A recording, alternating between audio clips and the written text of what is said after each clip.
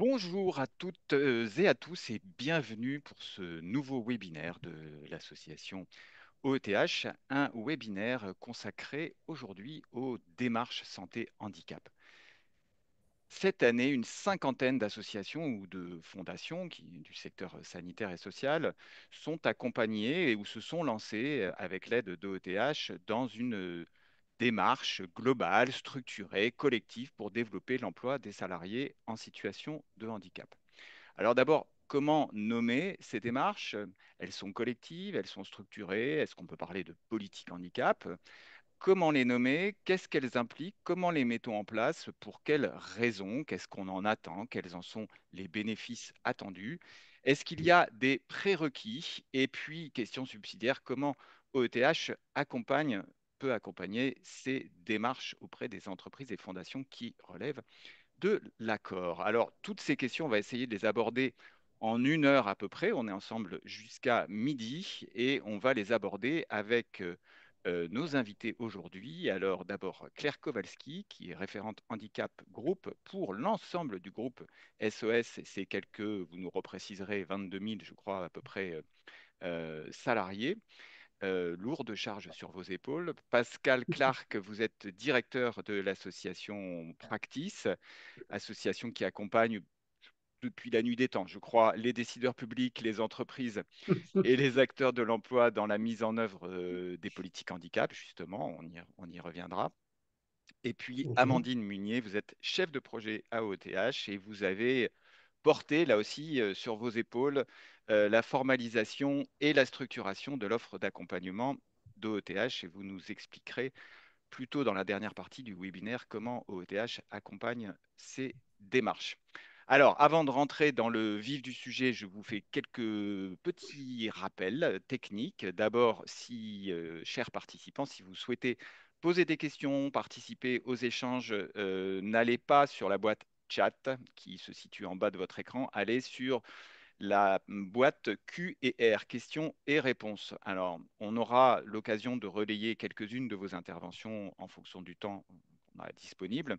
Si vous avez des questions, on pourra éventuellement aussi y répondre en direct dans la boîte. Mais quoi qu'il en soit, nous ferons ensuite une foire aux questions à l'issue du webinaire qui sera envoyée à tous les participants et à tous les inscrits.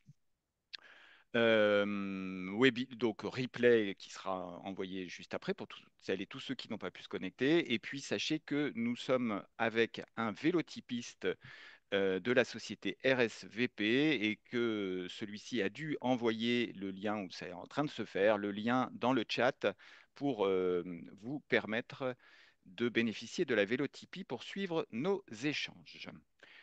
Alors, rentrons, si vous le voulez bien, dans le vif du sujet. On va commencer avec vous, Claire. Et si vous en êtes d'accord, on va d'abord parler un petit peu de vous avant de parler du groupe SOS et de votre parcours, parce que je trouve que ce parcours est assez emblématique, puisque vous avez commencé par vous occuper de situations individuelles, de salariés en situation ou de demandeurs d'emploi en situation de handicap, et que petit à petit, en avançant dans votre parcours, vous avez abordé les choses de façon de plus en plus structurelle. Alors, est-ce que vous pouvez nous résumer ou nous raconter votre parcours? Oui, bien sûr. Bonjour à tous déjà et merci d'être avec nous ce matin. Par rapport à mon parcours, j'ai démarré après mon master à Cap Emploi en tant que conseillère en insertion. Et donc effectivement, l'idée c'était d'accompagner des personnes qui avaient été pour la plupart licenciées pour inaptitude dans leur démarche de reconversion professionnelle, d'accès à la formation, de recherche d'emploi en Meurthe-et-Moselle, pour ne pas citer le territoire. J'ai fait ça pendant une dizaine d'années. Et puis, au bout d'un certain temps, on se demande qu'est-ce qui se passe en amont, qu'est-ce qui se passe en entreprise, justement, avant que ces personnes se retrouvent licenciées pour inaptitude pour la plupart du temps. Et donc, on a envie un petit peu de voir l'autre côté. Et donc, je suis passée un peu du côté obscur de la force. J'ai été voir ce qui se passait en entreprise et c'est comme ça que j'ai intégré le groupe SOS Senior en tant que référente handicap, où cette fois, mon rôle, bah, c'était plus d'accompagner des demandeurs d'emploi, mais des salariés, justement, sur ces questions de maintien dans l'emploi, de reprise après un arrêt long. euh, et où là, j'intervenais donc pour des EHPAD, hein, on a une centaine de structures en France, Et donc là, j'accompagnais des personnes qui rencontraient des difficultés de santé importantes. Et puis aussi des managers, des chefs de service, justement sur ces situations-là où l'idée c'était d'accompagner les personnes soit à conserver leur emploi et de mettre en place les aides, ou alors sur une éventuelle reconversion professionnelle pour ceux qui risquaient l'inaptitude. Donc une vision un petit peu plus large déjà, puisque vous Oui, englobez les managers et les organisations, mais vous êtes quand même encore à ce moment-là un peu focalisé sur les situations un peu tardivement. Quand on en est au moment de la situation du risque d'inaptitude ou de la situation de pré-inaptitude, c'est déjà un petit peu tard. Est-ce c'est que, ça. alors d'abord, qu'est-ce que vous en avez retiré? Et puis est-ce que ça vous a un peu frustré d'arriver si tard, peut-être? Mhm. Oui, l'idée, c'était de se dire, en fait, chaque situation, elle est singulière, chaque accompagnement est différent, mais on constate quand même, au final, euh, toujours ces mêmes signaux ou ces mêmes signaux d'alerte. Et donc, à chaque fois, on se dit, on aurait pu faire autrement ou ça aurait pu se passer différemment s'il y avait eu ces processus. Et donc, l'idée, c'est de réfléchir encore en amont et de se dire comment on fait pour éviter d'arriver comme un pompier finalement, et comment on fait pour structurer ça et que ça se passe au mieux en fait pour le salarié ou le manager, pour avoir le temps de mettre en place les aides et l'accompagnement nécessaire. Alors c'est là où vous avez lancé le grand mot structuré. C'est là où on sort d'une approche qui n'est plus tout Individuel. à fait individuelle et qui est une approche un peu plus globale et structurée. Alors euh, ça veut dire quoi une démarche globale? Ça veut dire quoi essayer de structurer les choses? Ça suppose d'agir sur quoi? Mhm. Pour moi, ça veut déjà dire embarquer tout le monde. C'est-à-dire que il faut décloisonner ces sujets-là, le handicap, la santé au travail, et faire en sorte en fait que ces sujets soient considérés par l'ensemble des services, l'ensemble des process de sa structure, de son entreprise ou de son association, et pas faire en sorte que c'est un référent handicap tout seul dans son bureau qui s'occupe de ces sujets. C'est embarquer les services de la formation, c'est embarquer les services, par exemple, du recrutement, de comment on intègre une personne en situation de handicap, c'est intégrer l'ensemble de ces différents services pour qu'on puisse justement avancer ensemble sur ces sujets et pas en faire un sujet, on va dire, un peu à part. Alors, il y a deux mots dans ce que vous dites. Vous dites embarquer. Donc, Oui. la question, c'est comment on embarque. Et puis, vous avez glissé aussi un mot important, process. Alors, process, on peut se dire, oula. Mais donc, est-ce que ce serait un peu les deux jambes sur lesquelles il faut avancer? Embarquer, mais aussi processer? Oui, pour moi, c'est deux mots-clés, c'est-à-dire qu'il y a ce volet de structuration et ça ne peut que se faire si c'est collectif. C'est-à-dire que si on veut des résultats et si on veut justement que l'ensemble des personnes se sentent considérées, se sentent concernées par ces sujets-là, il faut que ce soit effectivement euh, structuré pour que on ait en fait un fil conducteur et qu'on sache effectivement à quel moment on intervient, pourquoi on le fait, et que ça donne du sens tout simplement aux actions qui vont plus être singulières ou une fois de temps en temps parce qu'on a une situation, mais ça s'inscrit dans une dynamique collective. Et donc, aujourd'hui, vous n'exercez plus seulement au niveau de seniors et de ces EHPAD. En fait, vous avez pris un poste qui a été créé pour l'occasion et qui est de référente handicap groupe. Alors, quand on est un groupe aussi posant que le groupe SOS, c'est qu'est-ce qui fait, quels sont les enjeux qui font qu'un jour on dit on va créer une mission handicap groupe? C'est c'est porté comment, comment ça vient Alors, ça vient déjà de notre ADN, c'est-à-dire que le groupe SOS porte des valeurs de diversité, d'inclusion. Et puis, ces valeurs-là, du coup, se retranscrivent sur des ambitions, notamment le fait d'aller au-delà de l'obligation légale des 6% de travailleurs handicapés dans nos effectifs. Nous, on s'est mis une ambition à 7%. Et donc, ces ambitions-là, eh ben, c'est comme n'importe quel sujet, il faut mettre en place des moyens pour y arriver. Sinon, on patauge un petit peu. Et donc, bah, ce moyen-là, c'était une coordination groupe, notamment avec la création de mon poste en juillet l'année dernière, pour qu'on puisse justement avancer ensemble et structurer, comme je le disais, les processus sur lesquels on intervient. Est-ce qu'il y a eu des constats, une prise de conscience partagée? Qu'est-ce qui a fait qu'à un moment donné, cette dimension groupe, elle a été mise en avant et cette volonté que, en fait, tout le monde y aille? Est-ce que je suppose que ça ne s'est pas fait en un jour? Non, bien sûr, ça a pris quelques années Hmm. parce que nos secteurs sont structurés aussi différemment. On a des secteurs où on avait des postes dédiés hein, à temps plein sur des missions de référent handicap, d'autres où c'est des casquettes qui sont confiées à des personnes déjà en poste. Comme souvent. Voilà, donc chacun avance un petit peu, je dirais, à son rythme en fonction de ses enjeux, de ses difficultés, de sa structuration. Mais c'est un peu comme tout, il faut un pilote dans l'avion pour coordonner, pour appuyer les référentes qui seraient récemment désignées, formées, qui montent en compétences. Il faut pouvoir donner un fil conducteur, comme on le disait, à l'ensemble. Euh, on conçoit ces choses-là sur tous les sujets et pour nous, ça paraissait aussi normal qu'on y aille aussi sur le sujet du handicap parce qu'il y a énormément de choses à faire, que ce soit sur le sujet du maintien, les sujets de la mobilité professionnelle. C'est des enjeux qui sont très très forts hein, sur nos métiers et sur nos secteurs d'activité. Euh, donc à un moment donné, on se donne les moyens de ces ambitions.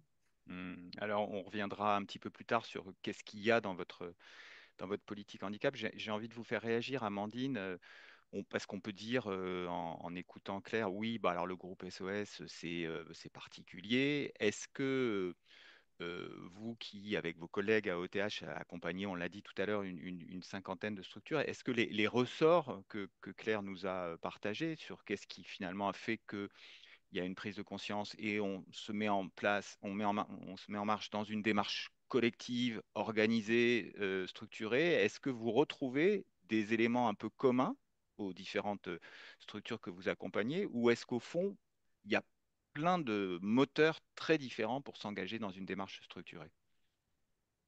Je dirais qu'on va retrouver les grandes motivations que Claire a citées, surtout le premier. Alors, on utilise souvent d'ailleurs cette image du pompier parce qu'on a beaucoup de situations individuelles et même à OTH, hein, dans la structuration aussi de notre offre, avant, on avait des conseillères qui s'occupaient à la fois de l'individuel et à la Oui. fois du collectif. Mm. Et en fait, on avait souvent d'abord beaucoup de sollicitations sur de l'individuel, et puis au bout d'un moment, l'effet pompier, la posture pompier, elle était plus tenable. Et donc, c'est souvent un des premiers moteurs aussi pour aller sur une démarche, en tout cas aller sur quelque chose de plus structuré, c'est d'agir sur le maintien en emploi, qui est une grande préoccupation dans le secteur, au vu de tout ce qu'a expliqué également Claire sur voilà, la pénibilité des métiers, etc. Donc ça, c'est un peu quand même souvent le premier leitmotiv de ceux qui s'engagent. Oui, c'est arrêter avec le tonneau des Danaïdes, quoi. Le truc sans fin, c'est tout à coup de se dire on s'arrête et on met un fond au tonneau, quoi. Oui, c'est ça. Ouais, ouais. Donc ça, c'est la première chose. Et puis après, on a aussi d'autres motivations qui sont peut-être pas les premières qui sont données au démarrage, mais en fait, on tire les fils et on en trouve plein. En fait, le pourquoi agir, Mm. il y en a pléthore. On va avoir donc agir sur le maintien. On va aussi parfois arriver par un angle dialogue social, dans le cadre d'un accord QVCT, dans le cadre d'un accord prévention de la désinsertion professionnelle. Et là, ça va permettre de mettre le sujet aussi en exergue. Et donc, on va passer par cette porte-là. Et derrière, on aura les mêmes ambitions, agir sur le maintien. Bien sûr aussi, Claire l'a dit, il y a l'obligation d'emploi. Il y a aussi des structures, bien sûr, qui ne sont pas à leur obligation d'emploi de 6%. Et notamment avec des structures qui ont des effectifs avec une pyramide des âges de bénéficiaires d'obligations d'emploi qui sont plus de 50 ans et qui vont aussi avoir des départs à retraite. Donc, voilà, on a aussi ces Oui, la motivations-là pour contribution, agir. en fait, La contribution, bah oui, ouais, l'enjeu de dire ça coûte financier, cher, il faut absolument. quand même. Qui s'ajoute à un autre point, et Claire aussi l'a dit, l'ADN, l'exemplarité, souvent on l'entend aussi dans les rendez-vous qu'on a, parce qu'on a des structures qui portent des valeurs fortes. Et du coup, il y a ce côté vraiment aussi pouvoir s'aligner, aligner sa politique RH et aligner ses actions autour de sa politique handicap ou de sa démarche santé handicap avec son ADN et le fait d'être exemplaire. Donc ça aussi, c'est ce qu'on retrouve assez fréquemment. Et puis aussi un enjeu de marque employeur, un enjeu de RSE, voilà, qui peuvent s'ajouter aux motivations des structures qui Donc viennent une vers nous. préoccupation aussi autour de l'attractivité. Mm. Absolument, oui. Mm. Dans le même principe que agir sur le maintien, en fait, c'est les grands problèmes et les grandes problématiques qui occupent les établissements au quotidien. Agir sur le maintien, mais aussi agir sur l'attractivité des métiers. Voilà, c'est aussi une réponse finalement d'agir sur les politiques handicap aux autres problématiques et à la politique RH portée par les associations.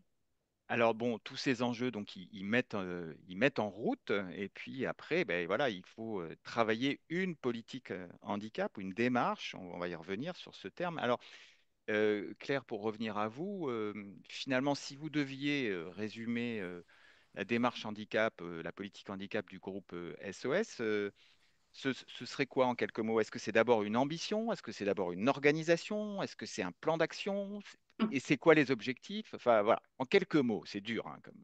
Ah oui, c'est dur de résumer, mais on va y arriver. Déjà, c'est un peu tout ça finalement, et c'est surtout faire ensemble, faire en sorte que l'ensemble de nos actions, elles s'inscrivent dans une stratégie justement qui soit globale, coordonnée.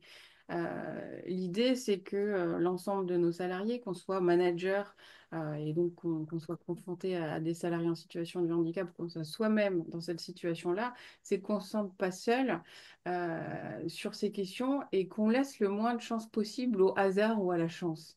Moi, j'ai rencontré beaucoup de salariés qui soit avaient eu la chance d'être bien accompagnés, soit justement n'avaient pas eu ce facteur-là et ça avait été un parcours catastrophique de la déclaration de la maladie parfois jusqu'au licenciement. Et donc, l'idée, c'est qu'on vise vraiment de former un grand nombre de managers, de les sensibiliser à ces sujets-là, de les accompagner, surtout de les outiller pour que justement ils puissent mettre en place les actions dont on parlera tout à l'heure. Et c'est aussi vraiment surtout d'informer un plus grand nombre de salariés sur leurs droits et les aides euh, pour qu'au final, chacun soit acteur de ces sujets-là et que, comme je le disais un peu à l'entrée, que ce soit une personne ou deux qui soient expertes sur ces sujets. Alors, c'est bien d'avoir des experts, mais finalement, c'est des questions et des sujets qui touchent tout le monde et l'idée, c'est qu'on rende le plus de personnes possible acteurs, actrices de ces sujets-là. Donc c'est diffuser beaucoup une culture. La politique handicap Oui, groupe, c'est diffuser une culture, c'est acculturé. former, sensibiliser, que ce soit... Alors si je comprends bien, les managers d'abord parce que ce sont les relais qui vont accompagner, et puis tous les salariés. C'est acculturé dans un premier temps quand ça n'a pas été fait ou quand ça fait défaut, oui. Mhm. Et derrière, avec quelle ambition? Plutôt maintien, plutôt embauche, plutôt les deux, plutôt Alors, on a d'abord un enjeu effectivement de maintien dans l'emploi parce qu'on a des métiers, hein, les métiers les plus touchés chez nous, c'est les métiers d'aide-soignante notamment. Mhm. Le métier d'aide-soignante, on a beaucoup de salariés en situation de handicap. Alors, pas uniquement du fait de l'activité professionnelle, mais c'est le métier le plus représenté sur nos secteurs. Et donc, avec beaucoup d'inaptitude aussi. Euh, donc, l'enjeu pour nous, c'est de pouvoir accompagner à la mobilité professionnelle. On a quand même énormément de structures, énormément de métiers dans nos secteurs. L'idée, c'est comment on puisse accompagner ces salariés-là pour qu'ils restent dans nos effectifs, pour que on les ait montés en compétences toutes ces années-là et que on puisse les accompagner jusqu'au bout et ne pas les remercier comme j'ai pu le voir auparavant sur mon métier à Cap Emploi où c'est terriblement frustrant à la fois pour la personne et puis à la fois pour l'employeur. Donc un enjeu de lutte contre la désinsertion dans certaines structures, et puis peut-être, parce que je crois que toutes les composantes du groupe n'en sont pas au même niveau, n'ont pas les mêmes métiers, ne sont pas forcément au même niveau de maturation, aussi des sujets autour de l'embauche peut-être. Bien sûr, alors effectivement, on a des secteurs qui sont très différents en fonction du secteur d'activité et des métiers représentés. Vous prenez le cas de seniors, on est à plus de 6%, donc on respecte notre obligation, on est plus sur un axe maintien. Et d'autres secteurs où on est plutôt aux alentours de 2 à 3% de travailleurs handicapés dans les effectifs, où là, il y a un enjeu maintien, mais effectivement, beaucoup plus de recrutement pour ces métiers-là qui sont aussi en tension et où on a du mal à recruter. Merci Claire. Alors Pascal, j'ai plaisanté en disant que vous accompagnez depuis la nuit des temps euh, des politiques handicap. Euh, vous avez entendu toute cette première partie Mm. d'échange. Dans le fond, j'ai envie de me tourner vers vous en vous demandant, mais finalement, c'est quoi les ingrédients de ce qu'on peut appeler une politique handicap ou une démarche handicap? Et, au fond, d'ailleurs, qu'est-ce qu'il faut employer comme terme? Est-ce qu'il faut dire plutôt politique, plutôt démarche? Est-ce que vous avez eu... C'est une vraie question. Hmm. La politique, souvent, le terme de politique souvent fait peur.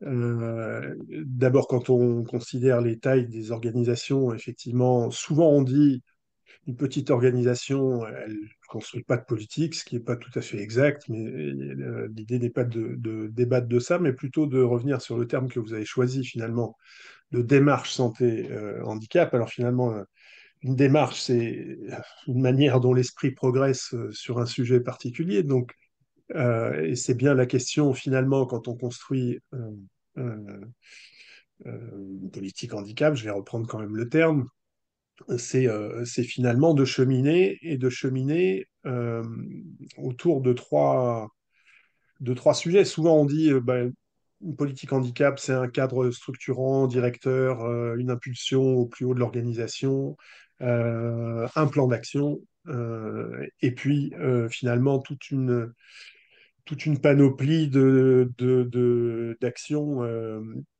qui vont de sensibilisation, de professionnalisation. On cherche effectivement, comme le disait Claire, à créer des compétences particulières dans l'organisation sans vouloir euh, se limiter à ça. Euh, Moi, j'ai trois termes qui me sont chers quand on relie finalement la notion de démarche. C'est d'abord celle le choix, au-delà même de l'impulsion, parce qu'on peut impulser finalement une politique à travers plein de raisons très différentes, et Amandine l'a rappelé. Mais il y a toujours cette question du choix. S'il n'y a pas cette question du choix, on a un problème parce que le choix, finalement, c'est ce à quoi on renonce et c'est ce qu'on a préféré faire, finalement, dans une situation donnée. Ce qui veut dire que ça porte parmi les... Et là, j'ai introduit un ingrédient qui est un peu l'invariant qu'on met toujours sur la table, qui est la question du diagnostic. Et on pourra reparler du diagnostic. C'est quand même, on argumente dans une situation donnée pour dire finalement on va faire autrement. Donc vous Alors, l'avez évoqué, pardon de vous interrompre. oui, Donc, le choix, ça c'est un élément important. Une politique, c'est parce qu'on a fait un choix. Et tout à donc fait. vous avez C'est évoqué, renoncer à la fatalité. Après, c'est renoncer à la sur le plan fatalité. Ouais, donc d'action, ça veut dire quoi? Voilà. sur le plan d'action, ça veut dire que on va pas considérer les actions comme on met côte à côte un ensemble de choses qui cochent bien les cases de ce qu'on prévoit finalement dans un plan d'action.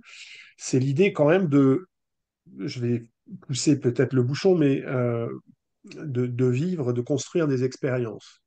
Je ne parle pas forcément d'expérimentation, mais c'est de dire ces actions, on doit en apprendre quelque chose. Et c'est pas juste on a fait, on est content, on passe à l'action suivante, etc. Et ça, c'est une approche dans la démarche qui est très intéressante. C'est on apprend des choses, on est capable de reproduire, de corriger, on est capable de dupliquer. Et ça, c'est plus de l'ordre de l'expérience que de l'ordre de l'action pure et dure. Et Il y a puis, une Claire dimension a eu... chemin faisant, en fait, quelque chose C'est d'un ça. peu chemin faisant où on démarre et puis on corrige, on ajuste. Il y a quelque chose de l'ordre de l'agilité en vous entendant. Hmm. Oui, alors souvent, d'ailleurs, j'en profite pour dire que souvent, on a envie que tout soit parfait, on a envie de faire les choses correctement et on ne laisse pas la place à l'erreur. Or, en la matière, on ne fait que des erreurs au début. Ça fait 30, voilà, je vais donner un chiffre. Ça fait un peu plus de 30 ans que je travaille dans le domaine et j'en suis toujours à faire des erreurs aujourd'hui dans des tas de circonstances. J'en fais beaucoup moins qu'avant, mais voilà. Et souvent, on a envie de tout bien cadrer et l'intérêt d'une démarche, c'est d'être dans l'approche bah, plus innovante, plus de bah, essai, erreur, on corrige, on fait, on documente et on est capable de construire des choses qui vont s'inscrire dans la durée. Et Et donc puis la troisième chose, vous dites à ceux qui nous pardon, regardent, au fond, détendez-vous. Vous n'avez pas besoin d'avoir Complètement. tout prévu à l'avance. Ce qui est important, c'est d'avoir envie d'y aller, de commencer par un bout et après d'analyser les résultats de ça. C'est ça? C'est ça. Il faut être parfaitement détendu. Je prends souvent l'exemple d'ailleurs de parler du handicap, c'est déjà un problème puisque on se prend souvent les pieds dans le tapis. On va dire qu'on entend bien un sourd, on va dire que alors ça roule à une personne mobilité réduite, etc. C'est un gag un peu, mais c'est juste pour illustrer le fait que à petite échelle, on se trompe, à grande échelle, on se trompe aussi. Je prends l'exemple d'un recrutement raté ou d'un maintien raté. On prend rarement la peine de se pencher sur le sujet pour savoir pourquoi on a échoué, et c'est tout l'intérêt de regarder finalement pourquoi on a échoué. Euh, et la troisième chose, et Claire a utilisé le mot, c'est la question de la culturation. On a beaucoup, alors une étude faite par la GFIP, enfin initiée par la GFIP, qui est encore à paraître sur entreprises et management inclusif, a montré que finalement les entreprises qui avaient un taux d'emploi élevé supérieur à 8%. Voilà, il y avait des entreprises du secteur sanitaire, social et médico-social. Mhm. Le seul point commun qu'on retrouve dans toutes les entreprises, c'est la récurrence des actions de sensibilisation. Mhm. Pas juste on en a fait, mais on en fait régulièrement et c'est quelque chose auquel on s'attache.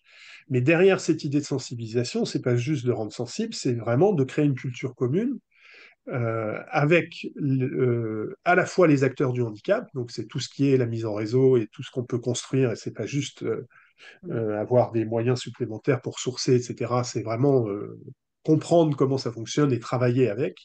Et puis avec les salariés concernés, avec les salariés, c'est-à-dire pas hésiter à rentrer à un moment donné dans on construit la politique, on construit la démarche avec les personnes. C'est un peu passer d'une culture c'est bien pour eux à c'est bon pour nous. Enfin, c'est un peu un raccourci, désolé pour la formule, mais c'est que souvent, on a encore cette idée de dire on le fait pour quelqu'un, on le fait parce qu'on nous l'a demandé, on le fait parce que la société nous le demande, ou la morale, ou l'éthique, ou etc. Or, c'est une question d'acculturation, et les questions de santé et de handicap, en fait, on le dit, on le répète, elles concernent tout le monde. Mais créer cette culture, c'est pas une évidence. Donc, Mhm. ça veut dire que ça se travaille et que ça se travaille sur la durée. Donc, trois éléments, acculturation, faire l'expérience, le choix, choisir. C'est trois un peu piliers de ce qui peut constituer une politique ou une démarche, si veux résumer un peu ce que vous dites. Oui, et puis, je reviens sur le terme de faut se détendre Mhm.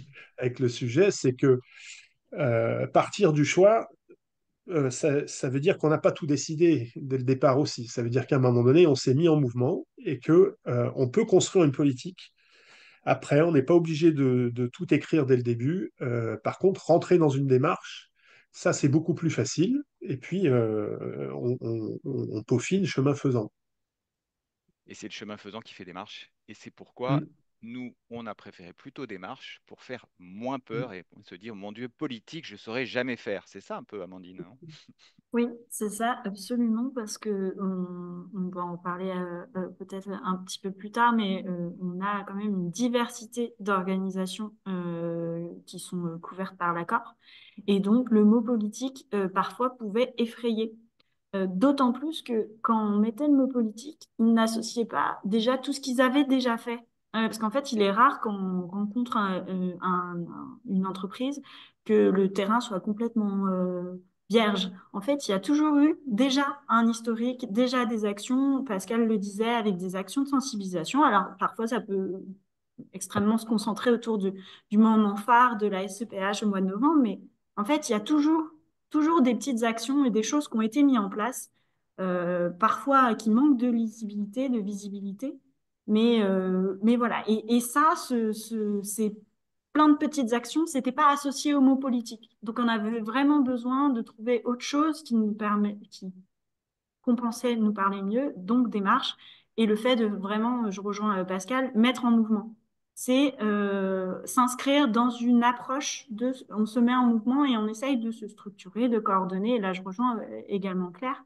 On est vraiment sur cette manière de penser dans les accompagnements et surtout pour rassurer aussi les structures qui viennent à nous avec un effet un peu montagne et de pas savoir par où commencer alors que justement ils ont déjà une base et qu'il faut y aller petit à petit et on le développera dans l'offre qu'on a construite dans cette Chemin approche-là. faisant. Alors Claire, je vous ai vu vraiment opiner du chef Mhm. quand Pascal parlait de l'expérience, de l'erreur, de finalement, qu'on le prenne à la base ou au plus haut niveau, il y a toujours un moment où on se plante. Ça vous parle. Ça veut dire qu'au fond, à l'échelle de ce que vous vivez, au niveau du groupe, comme de ce que vous avez vécu peut-être au niveau de senior, ce chemin faisant qui est fait d'essais, de réajustements, de constats, d'analyse de ce qui a marché, mais de ce qui a moins bien marché, vous continuez à le faire. Et oui, on ne peut pas se dire que ça y est, on est bon, on y arrive. Il faut sans arrêt se questionner sur ces pratiques, sans arrêt se questionner justement sur ce qu'on pourrait améliorer, que ce soit en termes de processus, d'acteurs, de qui on embarque, de qu'est-ce qui a marché. L'idée, c'est justement de, de se prendre des temps aussi justement d'analyse et un peu de retour sur expérience, ou en tout cas de faire le point. Euh, Parce que c'est Pascal qui a utilisé le mot tout à l'heure, je crois. L'idée, c'est de faire des diagnostics.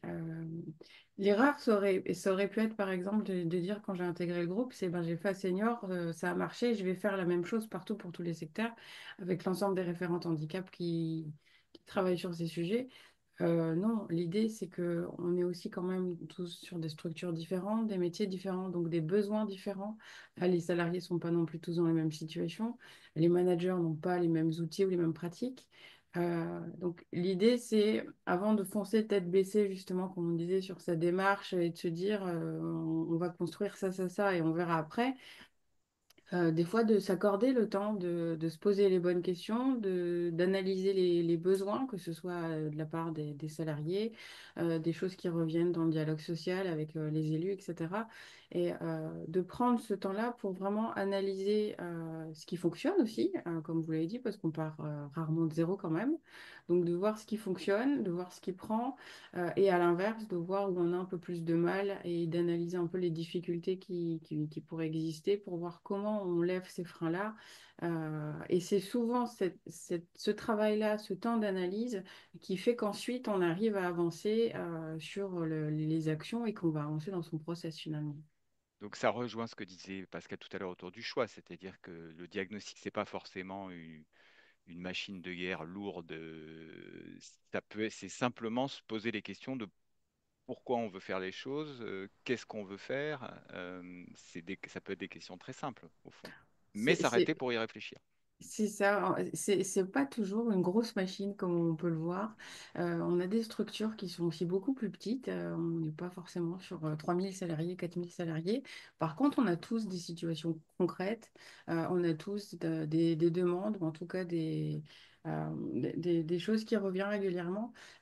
Donc l'idée, c'est vraiment de s'accorder ce temps-là plutôt que d'aller sur de l'action forcément tout de suite si on n'a pas posé les choses avec les différents acteurs, services, etc. Alors, on parle diagnostic, ça me renvoie à la question du secteur aussi. Donc, Pascal, vous accompagnez toutes sortes d'entreprises dans toutes sortes de secteurs. Là, ça fait quelques mois, puisque vous nous avez aidé à formaliser l'offre d'accompagnement de la démarche santé handicap, que vous zoomez un petit peu sur notre secteur d'activité. Est-ce qu'il est particulier ce secteur et quel lien ça peut avoir avec les démarches santé handicap qui s'y mènent? Est-ce qu'il y a des ingrédients particuliers à la recette qui sont propres à notre secteur? Alors, oui, c'est toujours délicat de qualifier un secteur, mais le vôtre a au moins deux ou trois particularités. La première, c'est que vous êtes déjà engagé dans vos missions sur des publics vulnérables et que ça, c'est un atout, mais c'est aussi un frein. C'est-à-dire que forcément,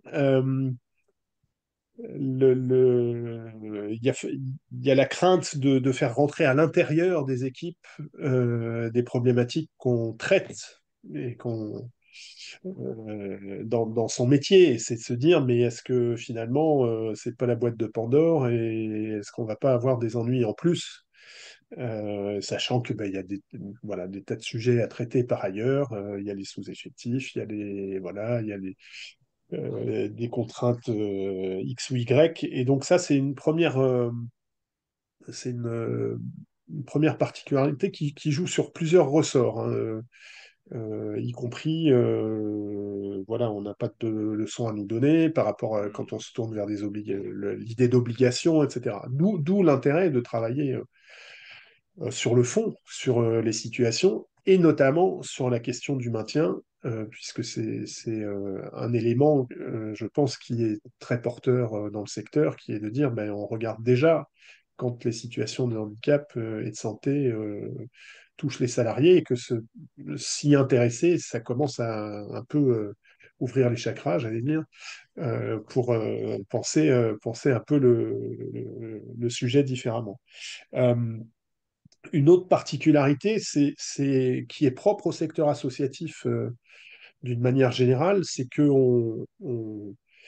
quand on est sur des activités, des métiers qui ont comme ça une mission forte, on néglige peut-être parfois tout ce qui est structure RH, organisation, outillage, etc. Et que sur la durée, ça fait qu'on peut se retrouver à être moins outillé que d'autres types d'entreprises pour structurer, établir des process, etc. Les outils manquent. On néglige ou on a moins de ressources dans La culture l'organisation. manque aussi là-dessus.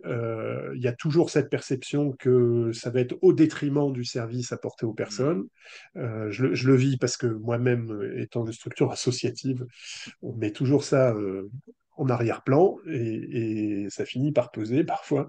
Euh, Moins de culture RH, disons, moins de culture et moins de moyens RH, on va dire. oui, c'est ça, Mm. ça se travaille. Et puis, c'est pas anodin quand on traite du sujet santé-handicap parce que ça se construit. Cette culture RH santé-handicap, elle se construit avec les services de prévention et de santé au travail, mais elle doit se construire justement à ce niveau-là. Et c'est pas juste chacun son boulot.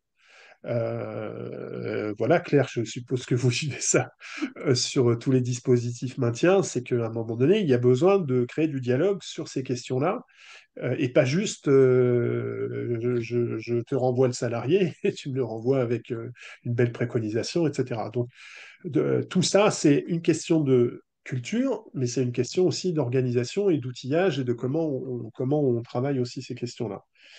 Une peut-être troisième particularité qui est assez frappante, c'est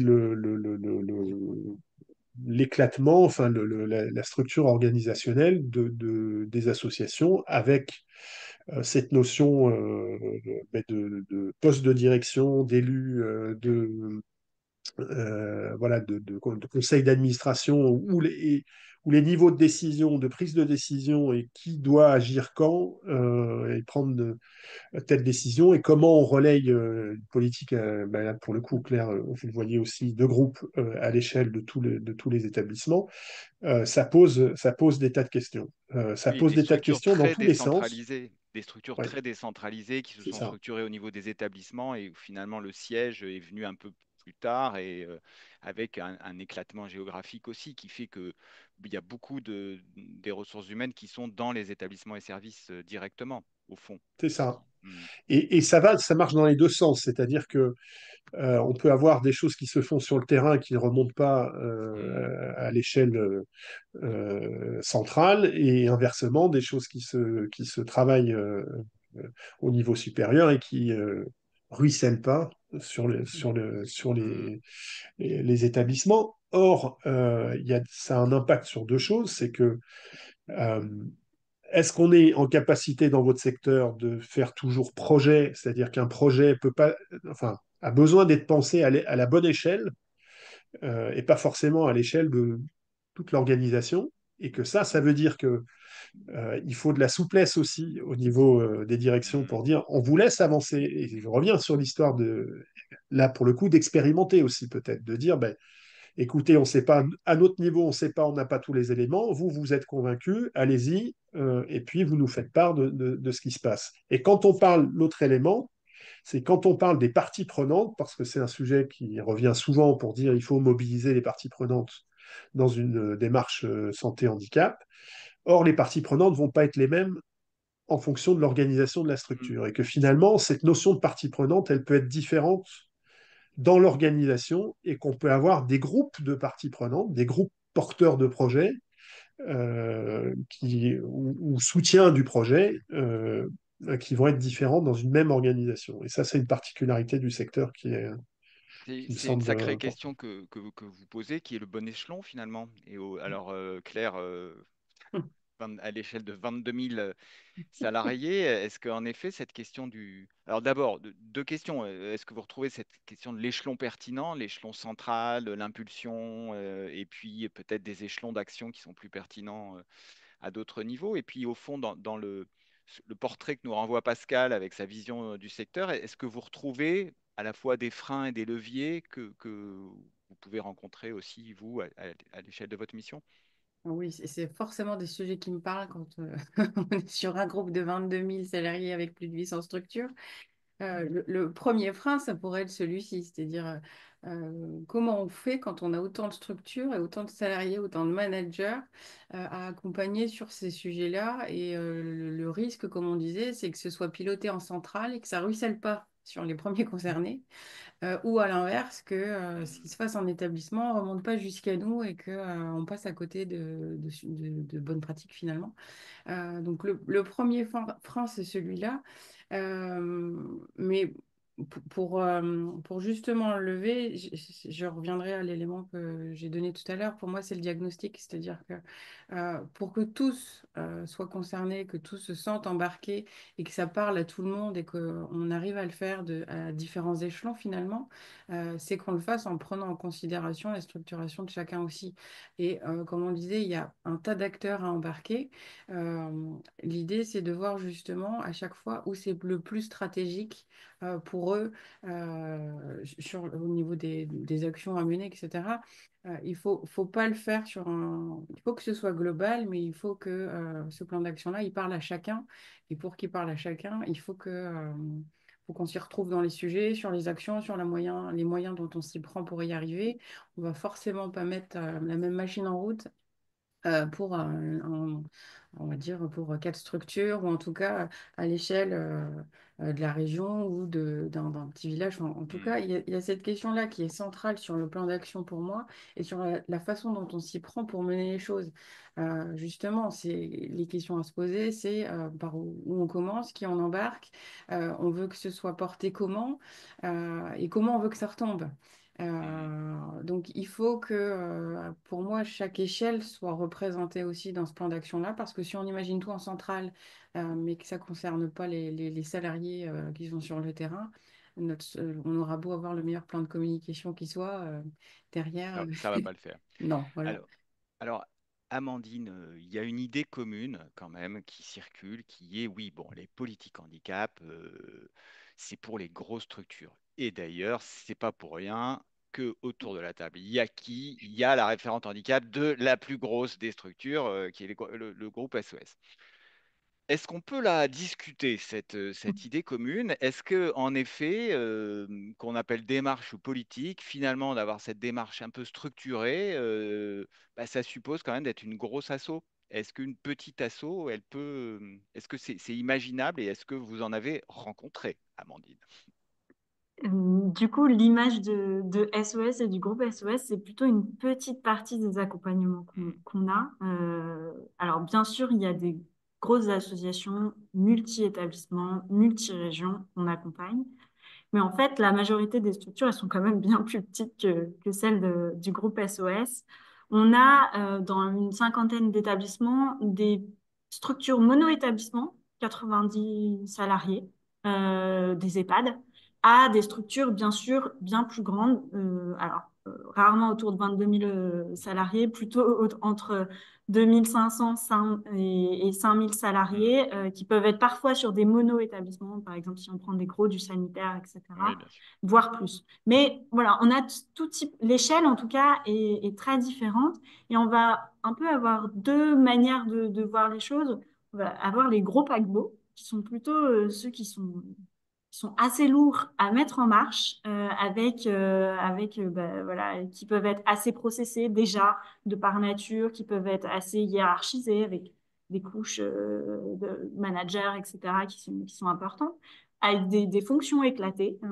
Je résume un peu tout ce qui a Oui. été dit, mais en fait, c'est la réalité de ce qu'on Mm. a dans nos accompagnements. Donc voilà, le paquebot, qui est un peu dur parfois à mettre en route, mais Mais qu'une après, fois qu'il machine est de en guerre. route, il y a des moyens Ouais. derrière et du coup, on peut avoir plus de ressources, plus de force de frappe pour l'implantation. Et puis, on a aussi plutôt la goélette, Mm. la plus rapide à mettre en action. Plus rapide aussi parce que, on en parlait, le diagnostic aussi se fait d'une manière plus exhaustive et plus rapidement, parce qu'on a une vue d'ensemble qui est plus rapidement accessible et qui va après, du coup, permettre de générer tout de suite peut-être un comité de pilotage ou des actions assez rapides à mettre en place. Mais l'enjeu pour eux, c'est de garder le rythme, contrairement De pas à s'essouffler. l'effet, voilà, l'effet inverse du paquebot. Mais toute structure, en tout cas à OETH, qu'on retrouve dans les accompagnements, c'est aussi des petites structures. Et l'offre qu'on a construite, elle est aussi accessible pour les petites structures. Et ça part souvent, je disais tout à l'heure, d'actions un peu flash autour de la sensi, autour d'une situation individuelle. Et en fait, petit à petit, on va construire et se structurer avec ces petites structures. À la différence des grosses structures, quand elles viennent nous voir, elles sont déjà plutôt sur une approche globale. Et après, en fait, on va faire le Mm. système inverse, de venir voir ce qui est actionnable sur le local. Donc, ça va être le mot d'ordre du webinaire d'aujourd'hui, c'est on se détend. Ce n'est pas parce qu'on est une petite structure qu'on ne peut pas se lancer dans une démarche santé-handicap. Alors, en vous entendant, je me dis, mais alors, comment penser un accompagnement qui soit valable pour la petite structure, la petite goélette que vous évoquiez, qui va se lancer comme ça à la faveur d'une action de sensi qu'ils ont envie de pousser, et un groupe hyper processé, un porte-avions, comme vous l'évoquiez. Et donc, ça m'amène à vous poser la question, Amandine, de comment OTH, on accompagne toutes ces structures. Et est-ce que vous pouvez nous résumer un peu quelques éléments constitutifs de l'accompagnement que OTH propose aujourd'hui? Et je crois que pour ça, vous allez partager votre écran Absolument.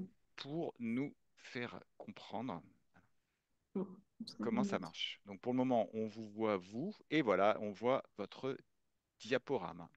est-ce que c'est bon? Ouais, Oui, c'est super. parfait. Du coup, pour finir sur la manière dont on accompagne les démarches santé-handicap, donc vous voyez, hein, à chaque étape, à différents moments, on a pensé une offre d'accompagnement des démarches santé-handicap. Ça commence par quelque chose qui a été beaucoup cité un peu en fil rouge. Ça commence par se poser et faire peut-être ce pas de recul avec nous, avec la chargée de projet développement territorial, en pouvant poser l'analyse de votre contexte. C'est un peu, vous verrez après, en fin de présentation, il y a une espèce de maison qui s'affiche. Et la première dalle, c'est cette analyse de contexte. Et c'est vraiment ce que a expliqué Claire, mais aussi Pascal, d'essayer de faire ce petit pas de côté sans rentrer dans un diagnostic et une usine à gaz, mais de savoir ce qui a eu déjà été fait, ce qui a déjà été expérimenté, vers quoi on veut aller aussi, quels sont nos enjeux. On en a quand même listé un bon nombre aujourd'hui. Donc, c'est vraiment de commencer par cette analyse de contexte avec la chargée de projet. Suite à ça, on vous fait une proposition d'accompagnement pour vous faire évoluer dans notre offre avec un premier parcours, mais en fait qui va être les premières bases. Puisque après, au fil du temps, c'est avec les actions qui vont être mises en place, leurs résultats, ça aussi, c'est ce qu'a relevé Pascal et Claire, c'est ce qui marche pas, donc les échecs Il aussi faut et les faire le succès. bilan. Du coup, il faut sans arrêt Voilà, faire le bilan et c'est ça. piloter. On va vraiment travailler de cette manière-là à proposer un premier axe d'attaque, voir ce qui se passe, voir si on peut continuer dans la même direction, voir s'il faut peut-être aller autre part. On n'est peut-être pas passé assez longtemps sur le diagnostic, on n'a peut-être pas encore les idées assez claires et du coup, on repasserait sur une étape de diagnostic. Ou alors, on a besoin de monter en compétences parce que justement, on ne veut pas être sur une approche où le sujet il est porté que par quelques personnes et quelques experts, comme disait Claire, ça ne suffit pas. Et donc voilà, on va faire cette proposition d'accompagnement qui va aussi se baser sur un engagement, chose un peu nouvelle qui n'existait pas avant dans notre manière de faire, mais c'est de pouvoir proposer différents niveaux d'engagement qui sont vraiment évolutifs en fonction à la fois des ambitions et de la maturité de la structure. Et comme ça, OETH peut proposer un accompagnement sur mesure en évoluant aussi sur ces engagements. Mais ça peut pas faire peur parce que Pascal évoquait tout à l'heure la peur de mal faire et de dire mon Dieu, mais si je m'engage et qu'après il se passe pas ce que j'avais prévu, est-ce que je vais me faire engueuler par OETH? Oui. Alors, c'est vrai que ça peut être la réflexion qu'on peut avoir, et c'est pour ça que dans les niveaux d'engagement, on les a voulu accessibles, avec des niveaux qui sont vraiment step by step, enfin, voilà, étape par étape. Avec le premier, c'est une charte pour l'engagement durable, en fait, qui reprend les principes de l'accord, auxquels toute entreprise relevant de l'accord est forcément Mhm. amenée à, à avoir ces bases-là, sauf que comme cet accord handicap, il est signé plutôt au niveau de la Confédération, etc., donc assez haut, et pas forcément très relié aux organisations, c'était le premier principe qu'on souhaitait. Donc en fait, c'est Euh, un engagement de principe de principe. et d'objectif. Ouais, Là c'est encore, ça, on se absolument. détend. C'est juste, on Pas est de d'accord avec résultat. ça. Voilà. Oui. Et de toute façon, toute notre offre n'est pas construite. On n'a pas un point, un point à vous emmener. On évolue avec vous. C'est vraiment le principe. Donc ça, c'est le premier niveau avec cette charte pour l'engagement durable, pour se dire, bah, on va y aller, on va s'engager. Ensuite, il y a un deuxième niveau qui peut arriver soit très rapidement, soit plus tard dans l'accompagnement, qui est de formaliser, bah, j'ai ma direction, j'ai mes instances qui sont prêtes à s'engager, j'ai déjà fait des premières actions et je suis capable d'avoir une plus grande visibilité sur ce que je veux faire. Je veux aller plus loin. Je veux expérimenter peut-être des projets, je veux aller sur un axe recrutement, un axe maintien. Et donc, je suis capable de pouvoir formaliser avec OETH des axes de progrès. Et ça va être le deuxième niveau, c'est ce qu'on appelle du coup la charte d'engagement durable et son axe et son annexe d'axe de progrès. Donc les axes de progrès, c'est pour la structure. C'est pour la Et structure. nous, on dit qu'on est OK pour accompagner la C'est structure ça, pour qu'elle aille vers ces axes de progrès. Donc absolument. on va accompagner davantage, c'est ça. C'est ça. On accompagne, on appuie en fait, il faut la voir vraiment comme sa feuille de route. C'est à la fois bien sûr un outil qui nous permet d'engager au ETH et l'organisation, mais surtout c'est un outil pour l'organisation. Et en fait, on est d'ailleurs heureux de voir que ça a produit ses effets comme on l'avait pensé au démarrage, parce que sans test, on ne pouvait pas savoir si ça allait se produire. Et on a une structure qui a présenté sa charte avec son annexe à sa direction et à ses instances. En fait, ils se sont dit, ah oui, c'est très bien déjà ce on a mis sur notre feuille de route, mais en fait, on est capable peut-être d'aller plus loin. Et du coup, Mm. ça a permis de re-réfléchir et de restructurer des actions supplémentaires. Voilà, c'est vraiment l'outil, c'est un outil, c'est pas juste qu'une contractualisation pour dire on signe en bas. Et un troisième niveau qui est là plutôt à l'échelle de la convention, qui est une formalisation sur plus long terme de moyens et de sa feuille de route à mobiliser pour sa démarche anti-handicap et dans un esprit progressif. Mais toute structure peut rester aussi au niveau de la charte d'engagement. Bien sûr, ça sera mieux de pouvoir se dire bah, on est capable de structurer sa feuille de route, mais il n'y a pas une obligation à passer toutes ces étapes et à arriver jusqu'à la convention. Ce n'est pas du tout notre objectif. Vous le voyez sur les côtés, hein, on est vraiment sur un engagement progressif selon l'ambition et selon la maturité. Du coup, un accompagnement sur mesure. Alors le temps passe malheureusement, donc on accompagne, ça veut dire quoi Qu'est-ce qu'on fait? concrètement? Qu'est-ce qu'on Oui. fait? Parce qu'accompagner, c'est bien joli, mais Qu'est-ce qu'on après. fait? Ouais. Du coup, je passe assez rapidement, mais on va avoir quatre grandes activités dans l'accompagnement. Le fil rouge, c'est l'accompagnement conseil par, Mm. du coup, un interlocuteur unique, les chargés de projet. Et ensuite, on va avoir la mobilisation d'outillages particuliers qui sont développés dans le cadre de la démarche santé handicap, qui sont aussi issus des travaux des autres structures Mhm. qu'on accompagne. Et Oui, c'était fait l'idée de vraiment mutualiser, de ne pas réinventer à chaque fois l'eau tiède. absolument, de voir ce qui a pu marcher et aussi ce qui a pu ne pas marcher et en faire écho pour progresser faire progresser l'ensemble des structures. Il y a de la formation qui est dédiée, donc vous connaissez peut-être la formation référent handicap, les bases. Là, dans le cadre de l'accompagnement des marches santé handicap, on a des formations spécifiques en inter-entreprise autour du recrutement, autour du maintien, mais aussi autour du diagnostic. Et L'idée, puis c'est de développer et de rendre en fait les entreprises autonomes et c'est notre finalement principe. qu'elles embarquent la compétence en interne. Absolument. Et que ça soit pas l'histoire de une ou deux personnes. C'est Mhm. que aussi ces formations, elles sont construites pour que le pilote ou le copilote, c'est comme ça qu'on les appelle, nos interlocuteurs de la démarche anti-handicap, puissent ensuite, après, faire ruisseler dans leur organisation. Donc de la formation et aussi du financement, soit sur une approche projet, soit sur une approche plus globale avec un budget pour l'animation et le pilotage. Cette offre, du coup, elle est accessible. Certaines offres sont accessibles avec des niveaux de maturité un peu plus développés, donc du coup avec une feuille de route qui est structurée ou alors avec une convention. Et ça, c'est vraiment le travail avec votre chargé de projet qui va pouvoir vous permettre d'évoluer. Et je le disais pour finir, en gros, on va construire justement cette maison, ce parcours avec ces différentes briques qu'on va pouvoir mobiliser et avec cette base, comme je l'ai dit tout à l'heure, de l'analyse du contexte. Donc, tout commence par un ou deux rendez-vous avec son chargé de projet pour étayer votre contexte, dans quelle organisation va évoluer cette démarche, quels sont les leviers, qu'est-ce qui a déjà été fait, et ensuite construire son parcours avec vous. Alors, une question nous rappelle que cette offre-là, elle est bien destinée aux associations et fondations du secteur sanitaire et social associatif. C'est ce qui singularise notre intervention à nous au ETH. Et donc, ça me permet de rebondir une dernière fois vers vous, Pascal, avant qu'on se quitte, en disant, est-ce que notre offre d'accompagnement, elle vous paraît singulière? Est-ce que finalement, vous avez évoqué des particularités du secteur tout à l'heure? Est-ce que finalement, l'accompagnement qu'on déploie, il vous paraît lui aussi original?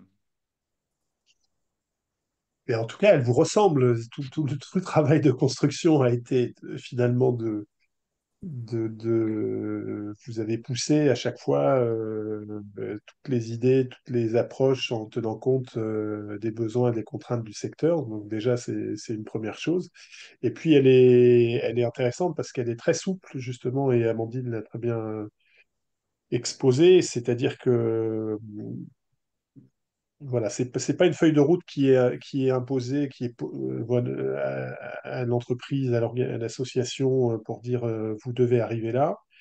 On reste là encore sur cette idée de cheminement et le terme de démarche est vraiment bien choisi dans cet esprit qui est de dire voilà, on part pas sur un modèle de politique handicap parce que on est tous capables de sortir aujourd'hui un modèle de politique handicap, c'est de dire rentrez dans votre propre démarche et vous en sortirez quelque chose qui vous appartient. Et ça, c'est effectivement Et le mot d'ordre, c'est au fond qu'on marche précieux. ensemble, on marche Mm. à vos côtés. C'est ça. C'est un peu le mot d'ordre. Alors, je suppose que si vous nous regardez, vous avez un certain nombre de questions et qu'il est évidemment possible de vous adresser à votre chargé de projet de développement territorial, ce qui me permet au moment de conclure ce webinaire d'abord de vous remercier, Claire, Pascal, Amandine, pour vos interventions et surtout de vous inviter, vous qui nous regardez, à nous suivre d'abord, par exemple, en vous abonnant à notre page LinkedIn où il y a toujours beaucoup d'informations, de nouveautés et d'actualités, mais aussi d'aller sur notre site sur lequel vous pourrez avoir un formulaire de contact pour nous contacter et puis aussi pour vous abonner à la newsletter et puis pour retrouver plein d'outillages nécessaires pour que vous avanciez chemin faisant sans vous mettre la pression, puisque c'était quand même ça le mot d'ordre. Merci à toutes et à tous. Bon appétit puisqu'il est presque midi et vous retrouverez le replay pour ceux qui n'ont pas pu rester tout du long avec un envoi d'ici quelques jours. Merci à toutes et à bientôt. Merci à tous. Merci, au revoir.